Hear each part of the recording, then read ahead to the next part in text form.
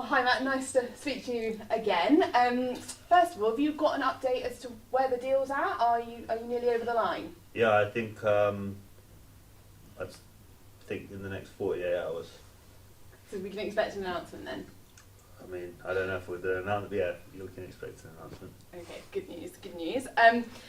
You've made a lot of signings, or the club has made a lot of signings over the past few weeks, and a couple yesterday, that you announced them on your personal Twitter. Does that mean you're very heavily involved in the recruitment?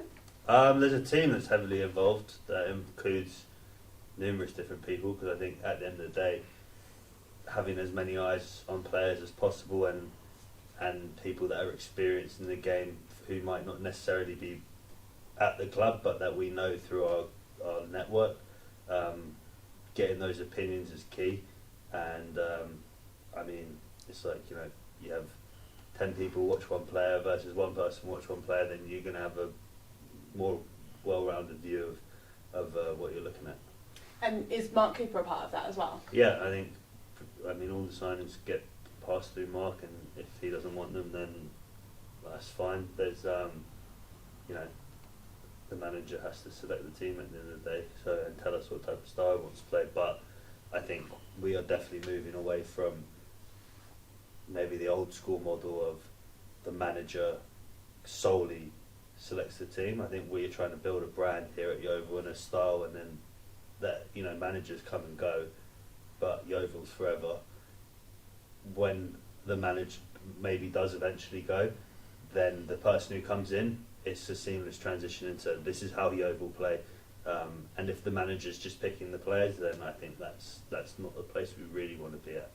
So does that sort of alter the role of the manager in terms of more of a head coach role? Is that kind of where you're going with it? I think, listen, we're still in the transitional phase, and more next season will be more obvious. I think Mark has done a good job to get to where he is at the moment, but again, like I said before, I think as many eyes as possible is the way forward. And yeah, maybe it transitions into a head coach role and we bring in a recruitment team.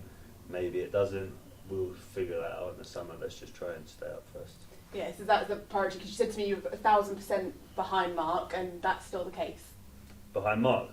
Yeah, listen, Mark's manager right now, and that's great. And let's get to the end of the season and make sure we stay up, and then we can go from there. I think there's obviously things look different if we're not in this division, because the budget's not going to be the same. So we're not really thinking too much about that. It's more thinking, okay, let's think to Saturday, and then to the following Saturday, and then the Tuesday. So we need to make sure that we're in the position to, one, maybe be able to keep Mark and the players, and two, just have a not relaxing time, but it's just stressful right now. It's like every game it's like a cup final.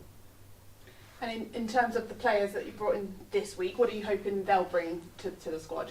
Which player specifically? Callum and Xander, I guess. So Callum, I think, speaks for itself. He's played in the Championship, a lot of games, League One, League Two. This is the lowest level he's ever played at. And I mean, I went down to training earlier just to have a look, and he looked fantastic. So I think for us to be able to get a player like that kind of shows the ambition that the club has. He had offers from lots of different teams, so for him to come to us and buy into what we're selling is great. And I don't know if you've seen him play before, but he's tricky. He'll get fans off their seat, and I think that's really what we want to have moving forward. And Xander is a player who I doubt you'll find a faster player in the league. Like, he's absolutely rapid. It's like a roadrunner. He's a young player who I think has such an elite attitude. He came over from Ipswich. I mean, he had without to train with us, head down, just came here, stayed here the whole time, trained really well, wants to prove everyone wrong. I think he plays with a chip on his shoulder, because he should, again, very lucky to have him, he should be playing probably higher. And I think I'm very excited to watch him develop. I know some fans are a little concerned about the amount of football they've played, though, in recent years. Are they ready for the dogfight that's to come for the last 9 games? Yeah, so again, I think if people look into it a bit more, people look at it as maybe they haven't played in certain games, but I know for a fact that Callum has been playing. I mean, I'm not going to name the team, but he has played. He played again. Played last week, 90 minutes, scored a goal. He's fit. He's fine. He's ready to go. I know he's definitely. I don't know if he's starting or what, but he'll take part on Saturday. Xander has been. He's played for Ipswich first team. He has obviously been hit, but he's training and he's been training. I know it's different playing in a match, but he's fit. He's ready to go. And like I said, try and catch him. So yeah. And of course, it is deadline day today. Just a few more hours. Can we expect any more announcements before the game on Saturday? Yes, I believe so. I can say certainly there's one more coming in, and hopefully there's another, but we will have to wait and see how that plays out. Because it's been really tough for Mark, hasn't it? Especially with the last game, with losing those 3 effectively with Worthington's suspension. Yeah. Needed to get those bodies in. Yeah, well, I think also we have the luxury of Scott Pollock looks like he's back, and again, what went down to training to watch him. I think he's scored a hat-trick in the game they played, so he looks fantastic. I think Rio's is now up to scratch and match fitness, and I think watching him, he's a special player, and he should hopefully take part.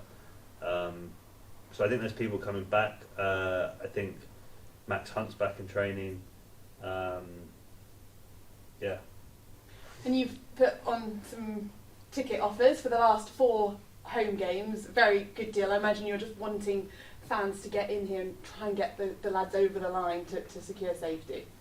Yeah, well, I think we have to make it a hard place to come. And also, we have... listen, the fans are the most important people to the club, more than any of us.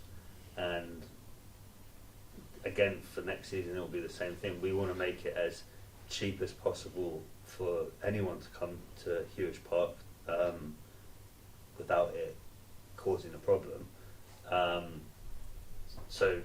When we're looking at revenue streams, that ticket sales is not one of our top revenue streams. We want it to come from other places because we want to make it as accessible to fans as possible.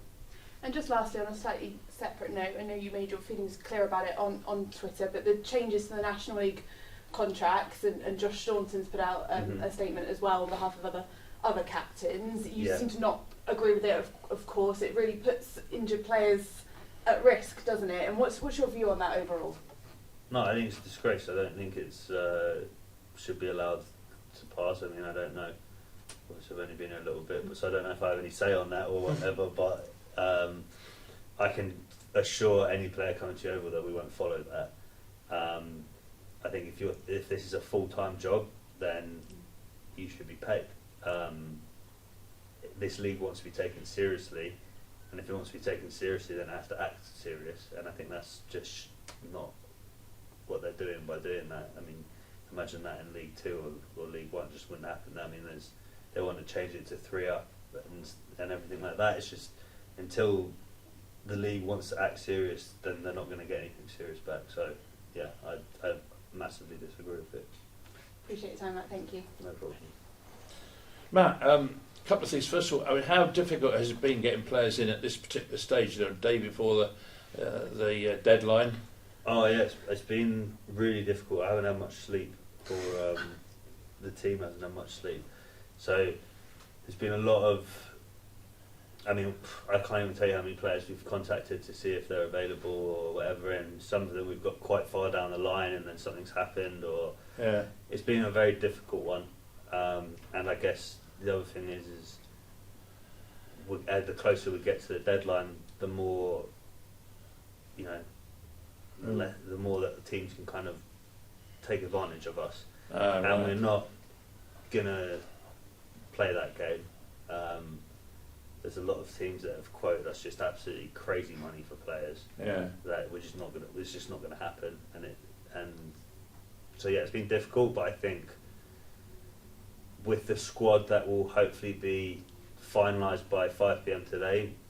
I personally believe that it is more than good enough to stay in this division, and if it had maybe been the squad from the start of the division, start of the season, I believe they should be much higher up if you compare them to other teams. I think we've played like Eastleigh and they're in the playoffs and we played them off the park. So I think if we can get back to that and play that type of football, then we're in for a comfortable end to the season. We should do anyways. Mm. And the other thing was Brentford get a lot of praise for the research and the